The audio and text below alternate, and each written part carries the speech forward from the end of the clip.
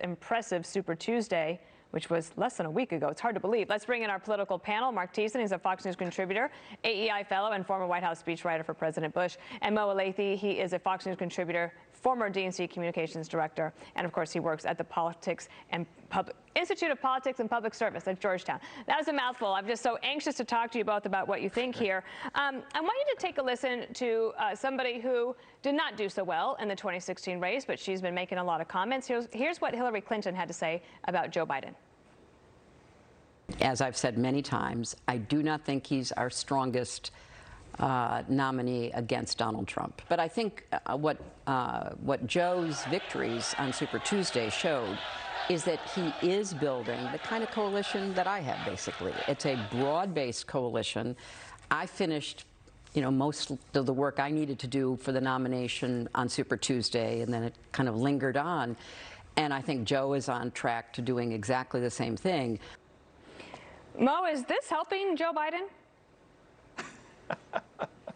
Well, I don't think she's wrong. I think, look, if you look at Joe Biden's electoral record since South Carolina, he has actually built a much broader coalition than Bernie Sanders has. Bernie Sanders' argument all along has been he can build the broadest coalition and he can grow turnout.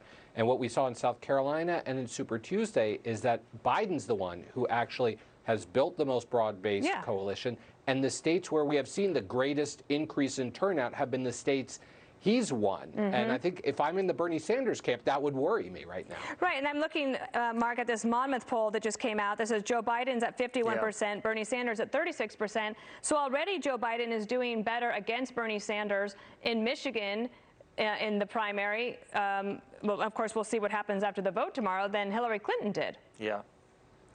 Well, keep in mind, of course, that he was similarly behind Hillary Clinton and then had to come from behind victory. So we don't know what's going to happen until the votes are cast. But you're right. He is trailing Joe Biden. And I think there's a reason for that. The fight in Michigan is a fight for working class voters. And so what Bernie Sanders' message is, Joe Biden supported all these trade deals that sent your jobs to China. And the problem with that is those are losses that those workers have already sustained.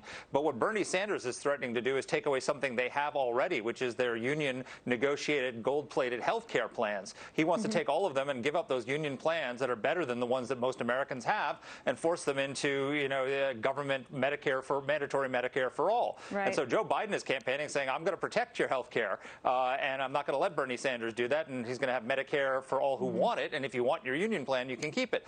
That's a much stronger position going into Michigan than what Bernie Sanders has. Let me ask one last question to Mo, and I'm sorry that we're going to have to run after that because of this ship. Of course, we're watching the progress there. But Mo, will you be able to know a little bit more about turnout in Michigan for Democrats after tomorrow's primary, or do you not put too much stock in that until the general? No, I think with each one of these contests, we're learning a little bit more, and we're seeing that Democrats are energized and they're growing. But the coalition that's growing, the people who are turning out, are suburban voters, mainly suburban women. They're not the young voters that Bernie Sanders promised he'd be able to turn out. So we should know more after tomorrow, and with every subsequent contest after that, whether or not that trend holds. All right, Marc Thiessen and Mo. And Mark, I listened to your podcast this morning. I really liked it on coronavirus. Everyone should check it out. Thank you so much. It's called What the H is Going On. What the H is Going On. All right, thank you so much. Let's bring in Josh Kloshar. He's political editor for National